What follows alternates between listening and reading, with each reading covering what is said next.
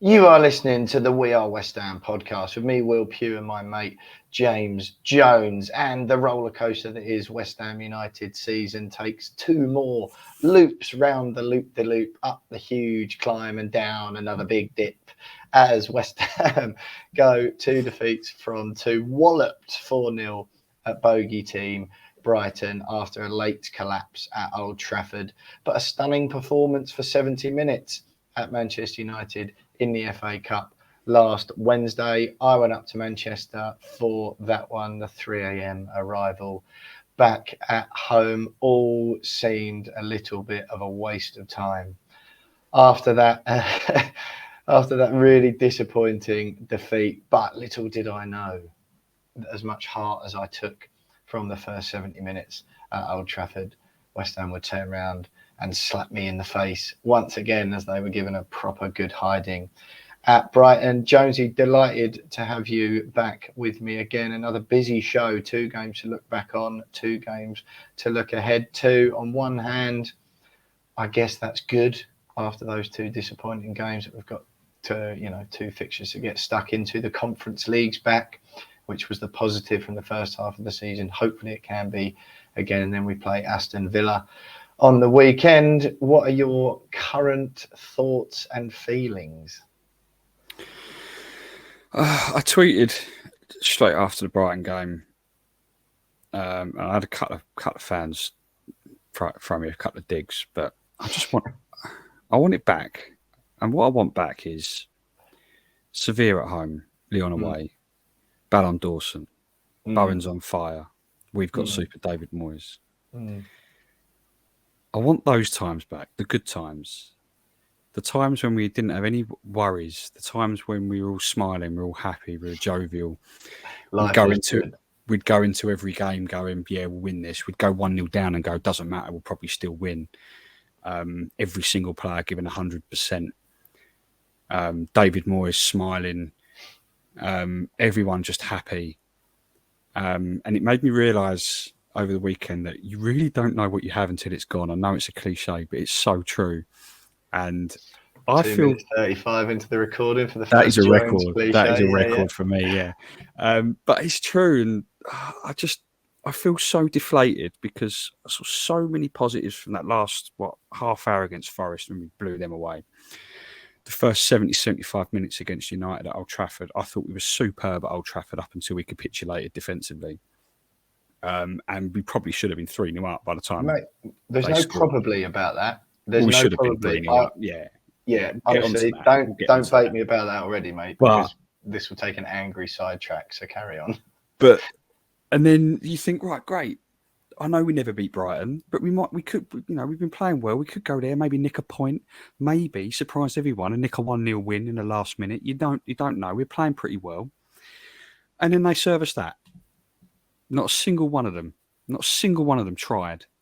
And it breaks your heart, mate. And it's just so disappointing that they served us that after giving us a little bit of hope that things might have turned the corner. And turns out it hasn't. And yeah, I feel just so upset about the whole thing, mate. And what upsets me more is that it's going to be more of the same to the end of the season. And we've just kind of got to just hope that we pick up enough points and the 3 worst teams in us in the league and we're still a Premier League team this time next year. Because they're not going to sack him. They won't. And we're just going to have to put up with it, I think. No, but hang on a minute. Right. So to put my therapist hat on for a minute, not that I am a therapist, I just have a hat. You have a hat that says therapist on it. Yeah. I'm just full of my own self-importance and like to think I've got some sort of therapeutic abilities. But why then? Why it doesn't sound healthy, Jonesy.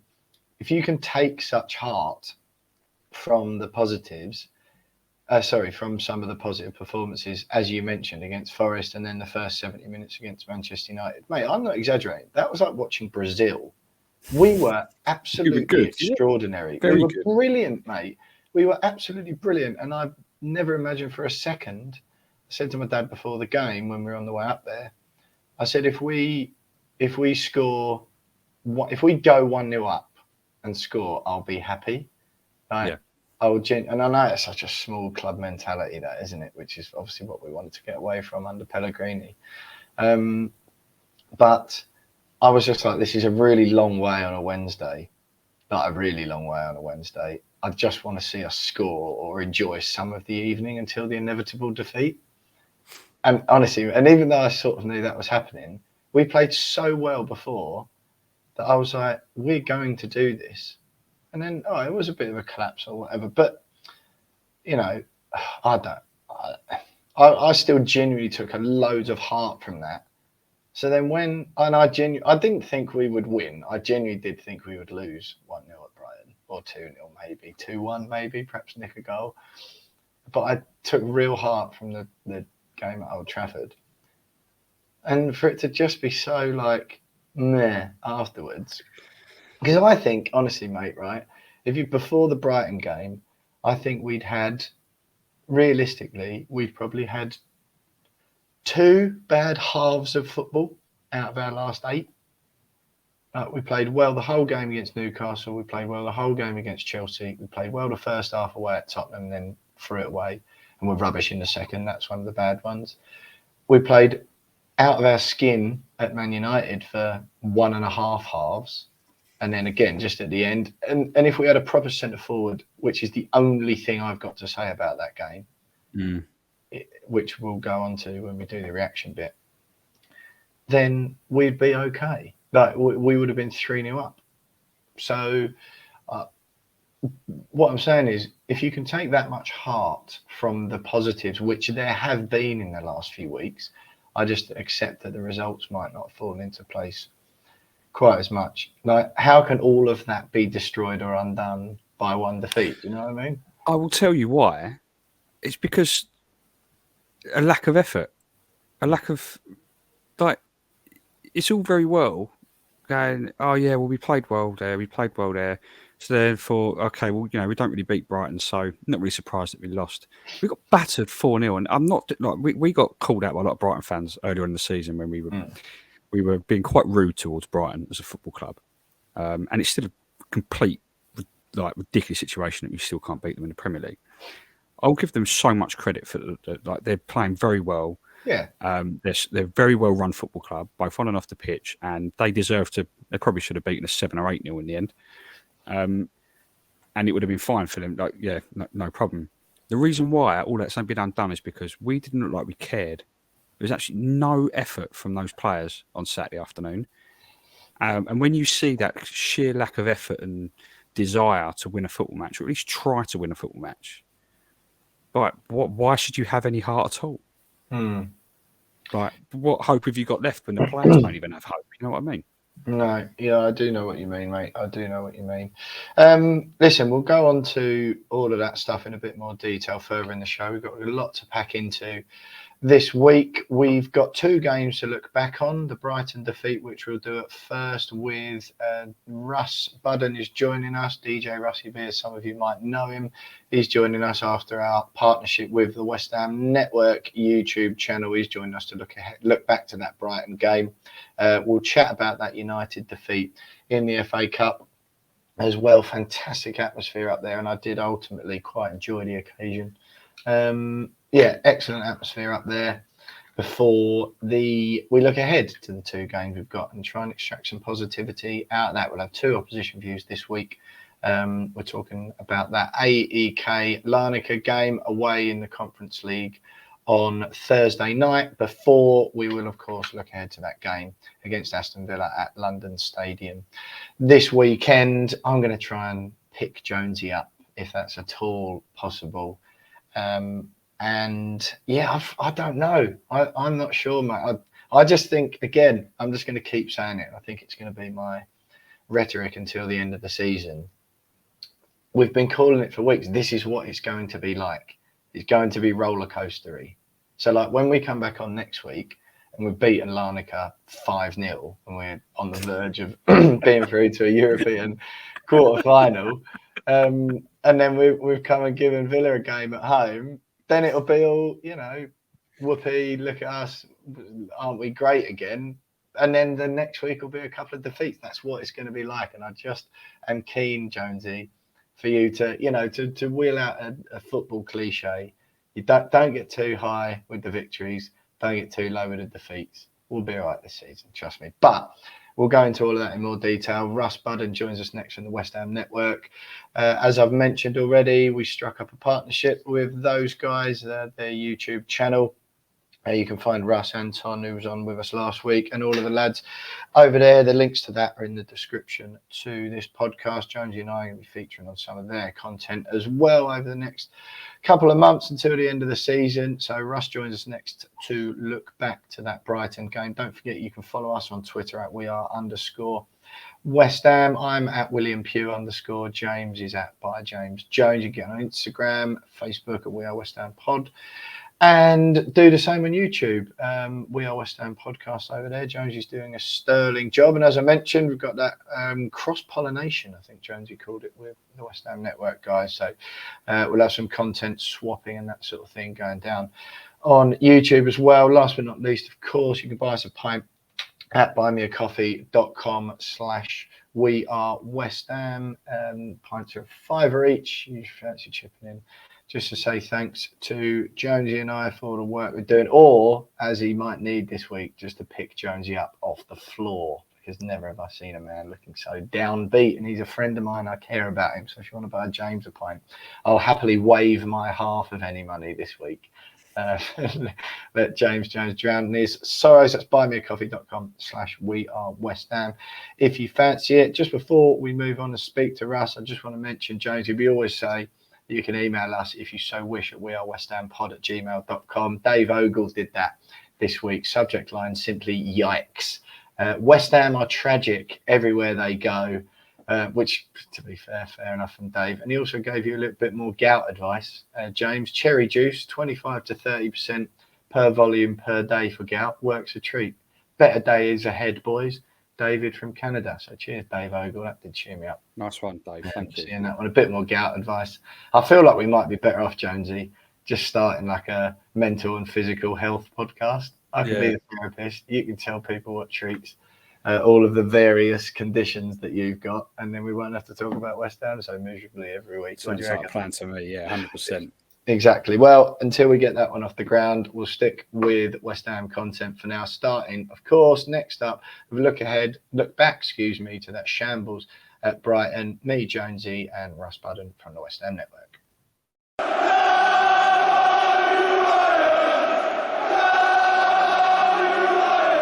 So, as I mentioned, they're joining us to look back at that shambles of a defeat at Brighton. 4-0 humping is Russ Budden from the West Ham Network, off the back of the partnership that we've struck up with those guys. Russ, good to have you back with us on the show, mate. I know you heard a little bit of that intro as you were in the virtual green room.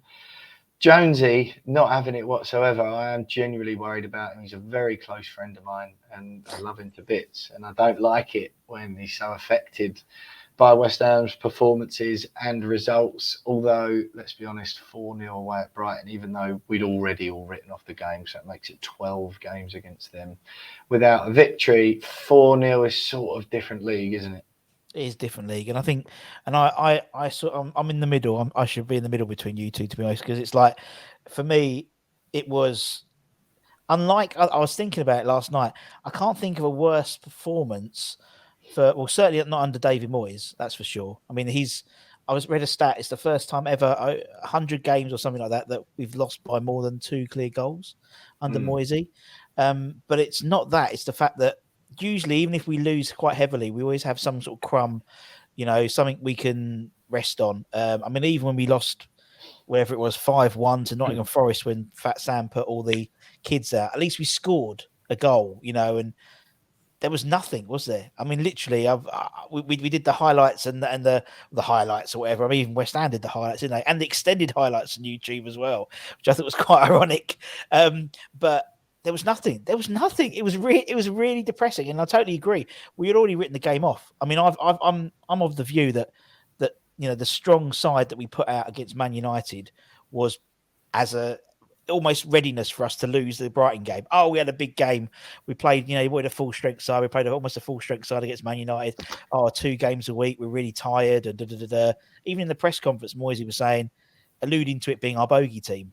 So already you set yourself up for a fail, really, by saying, "Oh, yeah, Brighton are a bogey team." Yeah. So, so we were really. It was going to be one of those. I mean, I think most people would have probably taken a defeat, maybe, sort of 2-0, maybe, but 4-0. Obviously, not the worst result in the Premier League this weekend, but after yesterday, but still, it was just there was no crumbs of like something we can sort of cling on to, apart from it's done now. And I always think that he's planned out, as you said, these twists and turns. It's going to be like that. It's always for me that there's going to be games where he's almost like almost written off. He almost wrote off the Brighton game, like he's probably planned it out for during the World Cup. So certain games he's not going to not bother, but there'll be, Man City away. Those type of games, we'd probably full well, knowing us, turn up against Villa next week. And it's almost because he fancies that one. That's the wrong way of doing it. I just find it. I just find that you can't. All right, before I let James go, because I can see he's ready. Is there any? You saw what happened to Man United. That was a really high quality, decent game of football. They were run off the park by West Ham for 70 minutes, and they get back in it at the end. You saw what happened to them as well, and they go and completely capitulate at Liverpool. We go and do it at Brighton. Is there not any? Surely there is some credence, and the fact that we played Saturday rather than Wednesday. Saturday rather than Sunday after a Wednesday game. Can you not give any sort of credence or acknowledgement that because he did play a strong team who played very, very well and worked their nuts off and that was the thing, because I had a seat right high up in the away end. It's not dissimilar to where you sit at London Stadium. It's a different game. It's a completely different game. You see it completely differently. And I went on Twitter afterwards, some people calling out a few players who I thought were outstanding. And it's just how you watch it, right? So, totally. But I could tell they were working. They worked really, really hard. So is there any credence at all? I appreciate I certainly know what James is going to say by his face. But is there any credence at all in the fact that, you know what, that game did take a lot out of them on Wednesday? I mean, and as it did to Man United as well. And perhaps that played in, not saying excuses it, but that played into it maybe? It does. I mean, the fact is, I think that the week before the Forest game, we were we weren't very good until 65, 70 minutes. Then we had a crazy 20 minutes, really. And it's almost like I think that was more, the exception than the rule of our season, to be honest. That was a freak 20 minutes, I thought. For Man United game, we did play very, very well. They didn't have their full side out. We had our full side out, really. It wasn't a weak team, though. It wasn't a weak team, was it? But it came to, and obviously we would dominate. But then the difference in management styles, I mean, clearly the Man United midfield wasn't working as it was currently employed at the first half. So what did he do at halftime? He brings on Casemiro. As soon as we scored, Rashford had his shirt on and was on. Do you know what I mean? And I think that's what frustrates people sometimes is, the Brighton game, it was almost like I thought he'd written the game off by what he was saying pre-match. So, which is a bit of a disrespect to some of the thousands of fans who went there, particularly for all the travel issues as well they had. But I know what you mean. And I think we're just going to have this roller coaster. We're going to have ups and downs in terms of performances. I think, I fully expect us to have a weakened side for Larnaca. We're probably, maybe not the 4 or 5-0 that you want, but it would be lovely. But I think we'll probably scrape a win there, and then come into Villa. He won't. If he knew he was playing Brighton on the Saturday, so if you're gonna, you need to balance that out. So I think he almost had it as a ready-made excuse, to be honest, knowing we were going to lose that game. But you're totally right. I thought they played fantastically. They gave Man United a real good game, and it shows what we can do. And it shows what we can do if we apply ourselves. But the same formation, pretty much the same squad, bar 1 or 2 players, just totally different performance. Go on, James. Go on, James. Go on. He's so quiet. It's worrying. I understand what you're saying. I don't buy the whole. But I just don't buy the whole. Oh yeah, but they were a little bit tired after the cup game. I'm sorry, but these guys are the fittest people in the country, for crying out loud. Yeah, they get paid a lot of money to run around for 90 minutes more than once a week. That's what they're paid to do. But that doesn't take away from the physiological effects from doing it more than they're once. fit enough. So I don't think it's a tired thing. It's not a tired thing. The loss against Brighton was an effort thing. Like it's okay. We go in there and we lose 2-0. Everyone goes, well, probably saw that coming. To be fair, we don't really beat Brighton, but losing 4-0 to Brighton on the back of the recent performance that we've seen is all the evidence you need that there just wasn't any effort. There was no desire there on the day. Now, Russ, I see what you're saying about whether David Moyes has perhaps kind of written the game off, and perhaps that's rubbed off on the players. But again, I don't think that's acceptable. It's all right for the fans to write games off. It's all right for the fans to go. I do agree with you there. The fans can write any game off they want. They can go, we never beat Brighton. Yeah. Or, it's Man City away. That's a write-off. But for the manager to do it, and obviously we don't know whether that's definitely the case, but there is some evidence there that suggests that might be the case. For the managers to do it, that's not acceptable. You can't pick and choose which games you want to try, especially when you're the manager of the football team. And that's the issue I've got with it, and that's why I'm just like, I don't know how you carry on. I don't know how you continue after a performance like that, especially given the situation we're in. It's really, really upset me, because it's like, hang on, why did we turn up and play for 70 minutes against Man United if you're just going to do that 4 days later? Yeah, or 3 days later. It's just like, it makes no sense to me. Like, why don't they care enough to try more than once a week? James, I'm sure. I don't know why it's even that funny. Like, it's not funny. You're funny. No, you're making me laugh. It's not funny, but I think it's probably a bit more nuanced than that, is what I'm saying. I think what you're coming at it from a position of, well, they're just not trying. They don't care. They're crap. Well, no. Like, it was clear that they didn't try against Brighton. Like, the performance levels were nowhere near where they should have been. And I don't buy the fact it's because they were tired because they played on Wednesday night. No. So in that case, then we should expect the same performance against Villa after we played Larnaca on Thursday. Like, but it doesn't happen like that. It shouldn't happen like that. Do you not accept that it's a contributing factor? Because there's clear evidence that when teams play midweek games, if it's Europe or the Cup, whatever, when teams play midweek games, it was levelled at Spurs all the time when they were in the Europa League, wasn't it? The Thursday, Sunday Spurs, they could never get over the line because they would always struggled after their Europa League games. I'm not saying it's 100% that. I'm not saying there wasn't perhaps a lack of effort. But can you concede that may be a contributing factor? I think it's reasonable to say that playing in the midweek has an adverse effect on us. There's an element of it, I would agree with that. But it just falls back to my effort thing. Like, you can be knackered, but at least try. Yeah, we didn't see that on Saturday. We didn't see effort. No, that's my issue with it. And also, you saw a situation where you had, and I think that was coupled with a side that basically keep the ball very well. I mean, there was that stat that came up halfway through the first half. They'd had 300 passes and we'd had 70 or whatever, but they'd had a pass completion rate of like 92, 93%. When they had the ball, they were playing. It was like, someone alluded to it like year 7s playing year 11s, and the year 11s were playing cute ball. And that's what it was. That's what it was like. We were like young. It's like, and then you need to. That's when the manager needs to go, okay, well, it's not working like this.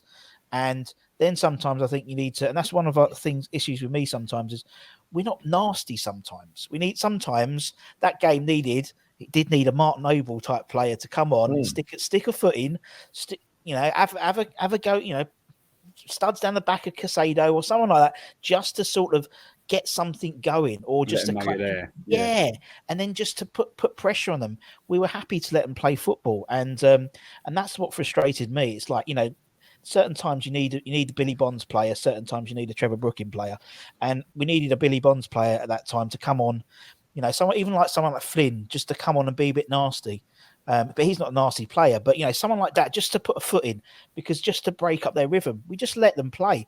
The commentator was saying after 25 minutes, this is like a training game for them. And it's like 25 minutes in the game. We're like, well, that's it. We're done there, isn't it? And it's the first time also this season, I think we'd come in at half time, or this calendar year, that we'd come in at half time down. Usually we're sort of drawing, or we're not very rarely. I think once we've been up, but still. And it was just looked like there was nothing in it. And you knew it was going to get worse. But yeah, it's one of those really frustrating days in the office, so to speak. I definitely think there's something in that, Russ, as far as the nastiness goes. And I've thought it for a while. I haven't said it as much as I would like to, but I certainly noticed it at United again last Wednesday, where I think one thing Declan would benefit from, I know he's got loads of positive attributes, right? But I think one thing he needs a bit more of is a bit of that needle. Yeah. And I mean more, you're playing against Man United at Old Trafford. There was a couple of dodgy decisions went against us in the second half. And you know damn well, if that was against Man United, Fernandes would be up in the ref's face and shouting it to him.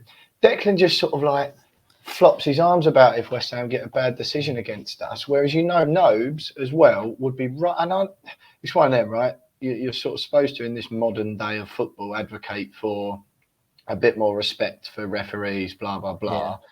Yeah. And obviously that's important to an extent. But ultimately, none of the winners in the Premier League are listening to that, are they? No. They're all still. I mean, Graham Potter, probably the politest one of all of them, is just getting pelters for being too nice and being too polite. And ultimately, that winner's mentality, Moyes or Kevin Nolan will go and give it to an official, won't they? Or give it to the fourth official, whatever. Yeah. Noble would have done that. And I just think you're looking at that team now. I definitely think we lack a bit of that because all of our players, even our defenders, are just nice, aren't they? But Dawson, you wouldn't have fancied playing against him, would you? No. But Aguerd looks lovely on the ball, and he looks like he's got a bit about him. He's a class act.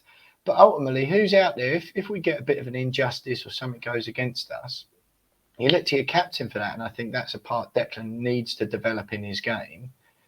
But I just think we're really lacking a bit of character, or a bit of spine, or a bit of someone to go, lads, this is fucking rubbish. Sorry. We don't swear on this podcast, but this is really rubbish.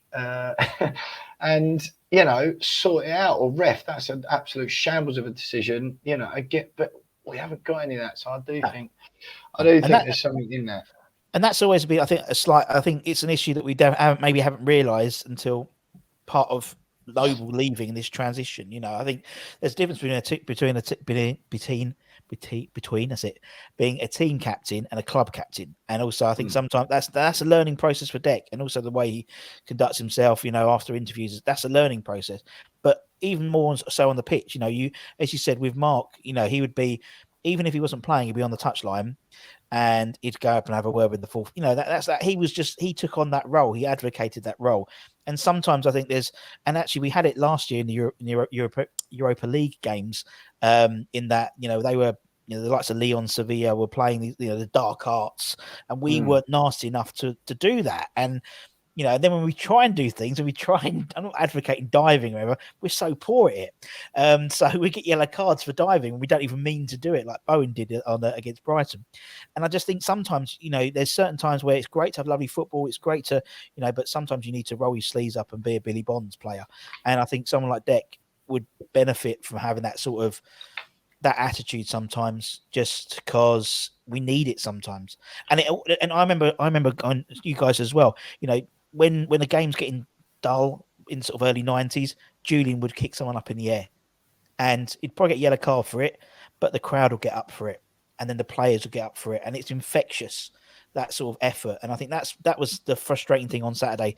There was no fight. There was no oomph. Now, I'm not saying they didn't try. If you read the running stats, they probably all ran 10 kilometres each. But it's the application of James reckons they didn't try.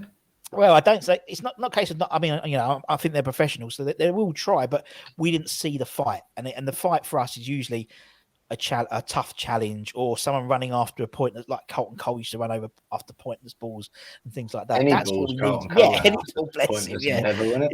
Yeah, exactly. But we applauded that, didn't we? We applauded that effort, and it was just really frustrating. And I'm usually a really optimistic guy, but I came at that game so deflated, and I think that's the most I've been deflated for a long time.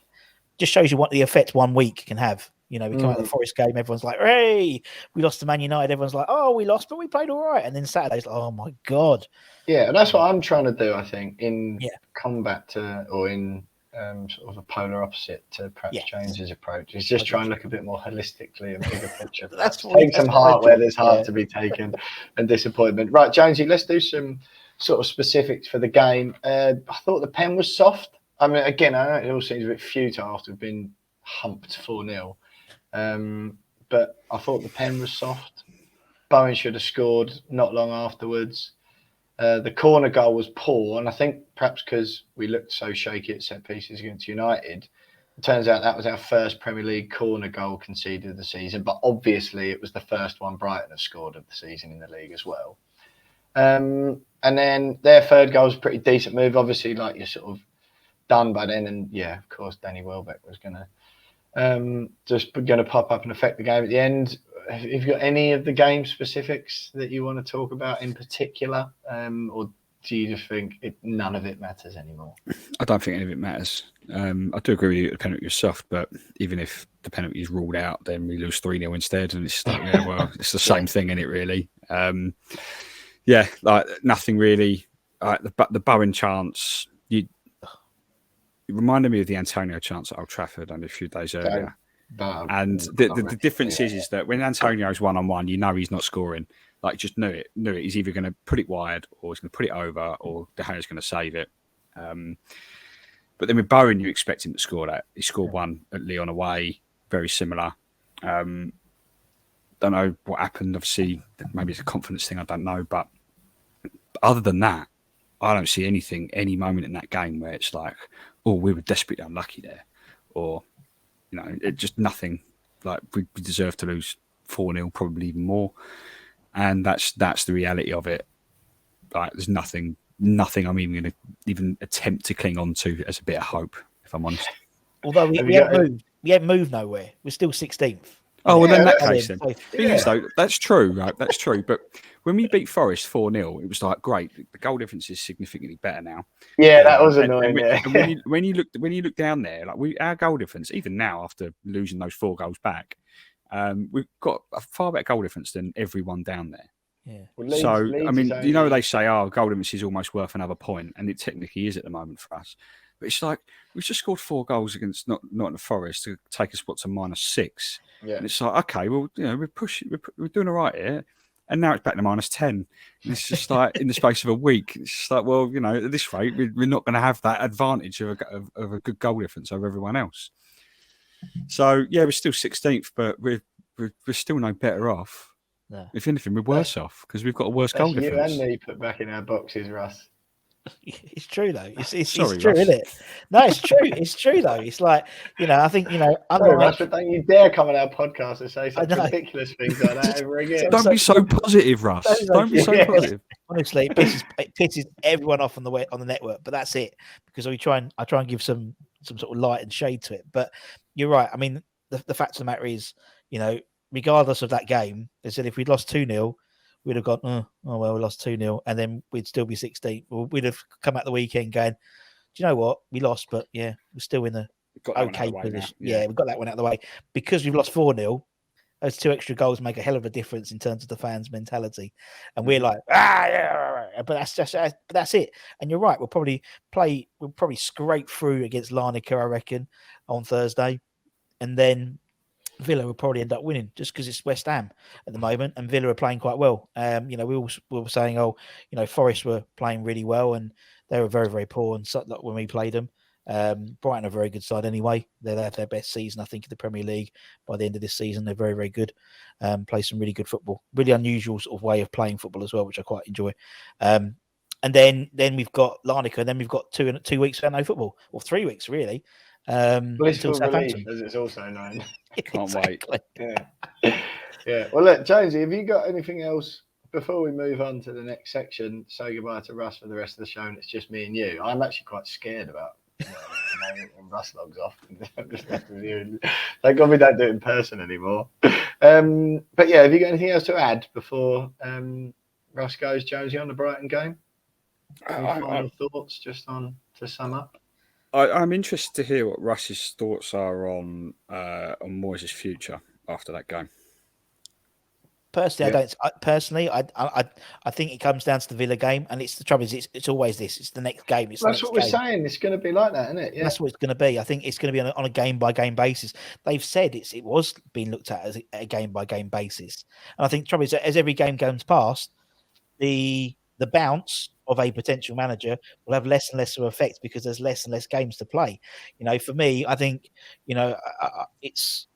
I think the frustration thing. I mean, I was listening to someone talking the other day about it, and they said, the thing about a new manager, the thing about a new manager coming in is they would look for a David Moyes type manager, but you would do. Plus, the fact is he'll have a bounce. So, even if it is a similar manager to Moyes, you're going to get a new. A breath of fresh air come in, whether it's new ideas, yeah. I mean, even people are saying the Pardew effect. Not saying get Alan in, but that sort of he'll come in, knock some heads together, then it all goes to pot afterwards. But you've got that sort of that bounce, and I think that's all it needs is some sort of bounce. I thought the change in formation first. I thought signing Danny Ings was going to be the bounce, but that hasn't worked yet. I thought then the change in formation would be a bounce. We did score twice against Forest. Yes, but unfortunately, it's not prolonged yet, is it? And so, I mean, even look at Deitch. He's had a good result, then a bad result. They lost. They drew yesterday, and they should have won that game. So even his bounce has not really worked. Southampton, Nathan Jones didn't work as a bounce. But then the new manager comes in and they beat Chelsea, and so it's everyone's going to be a sort of roller coaster. For me, I don't see it. I personally can't see them making a change until the end of the season, just because I just think it's too late now. It's too late. So actually, it's a case of right. We just got to get behind the players. We'll probably stay up by the skin of our teeth anyway, regardless. I think that's the assumption in my eyes. But I think it's the only 2 or 3 sides put a run of 3 or 4 games together, and that's it and done. And I think that's the same with us, really. Yeah, but I think exactly. I think there's enough there that we could be one of those teams easily. Yeah. I'm telling you, we're better than some of the others. I reckon we'll end up finishing somewhere proper underwhelming, but it'll be like 14th or something. I think we'll be out of it with a few games to go. 14th will be amazing, I think, to be honest.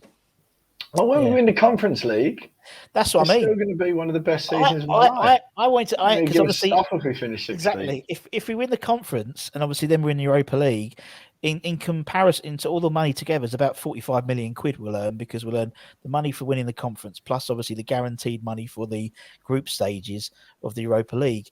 Now, obviously that 45 to 50 million quid. In terms of if we got relegated, how much? I don't know how much we lose in the first year, but if that was a similar number. It's like you can just see. Plus, I think we pay less rent on the London Stadium if we went down anyway as well. So, right. We're not going down. Just one final question before we let you go and move on, then, Russ, to both of you. I'm going to go with James Jones first. I think. If West Ham win the Conference League this season, does David Moyes become our greatest manager of all time? No. No. Why not? Well, because other managers have won other trophies. Bigger trophies, better trophies, more trophies than him. He becomes arguably our best manager this century. Because he already is. He already is that. Yeah, but then he will cement it with that trophy. Right. But so if he wins a European trophy. Yeah. He won't be the first West Ham manager to do that. All right. So, but the Intertoto we're not counting because 4 teams won Cup Winners' Cup, which is technically the equivalent to the Conference League now, to be fair. All right. So therefore, then, if he wins the Conference League this year, he becomes West Ham's greatest manager since 1964. Ron Greenwood. Yeah. That's amazing, isn't it? No. That's amazing. There's you slagging him off. Unbelievable. Yeah. Russ, anything to add? No, he won't. I'm just agreeing with him, Russ, just because I know that he's going to carry on. He would be the greatest manager in the 2020s we've had. The 2020s, nice. Yeah. No, I think that at the end of the day, whatever happens, regardless of it, to be fair, if we win the conference, we then basically will be in Europe for the first time in 3 years, because actually it's the first time ever we've done that in our history. So he would greatest manager in history. Yeah, so he would be in he wouldn't be in the conversation with John Lyle and Ron Greenwood, but third probably. He would probably be third in all honesty after them two. Much to people's annoyance. But yeah. There's you two wanting to sack him. I don't want to sack him. I don't want to sack him. I just think it's for me. I just think that I don't think there's any. I think it's too late to make a decision like that now. Yeah, fair enough. Well, listen, Russ, it's been great having you on. Thanks for joining us. What you got going on over our West Ham Network next week or so? Just get stuff ready for the Larnaca game. All that's coming up, and then the Villa game, and then we're trying to get some stuff sorted for the end of the month. Get a few ex-players on for the end of the month, because April is ridiculous. It's ridiculous. I think we have 7 or 8 games in April, so yeah, just lots of the same bits and bobs, and we'll get you guys on and do something soon. I think. Yeah, happy days, mate. Sounds good. Beautiful. Yeah, well, that's the Russ Budden there from the West Ham Network. We got a partnership with those guys ongoing at the moment. So head on over to their YouTube channel when you're on there, subscribing to ours, and check out all the stuff that those guys are doing as well. Links to that will be in the description to this podcast. Thanks.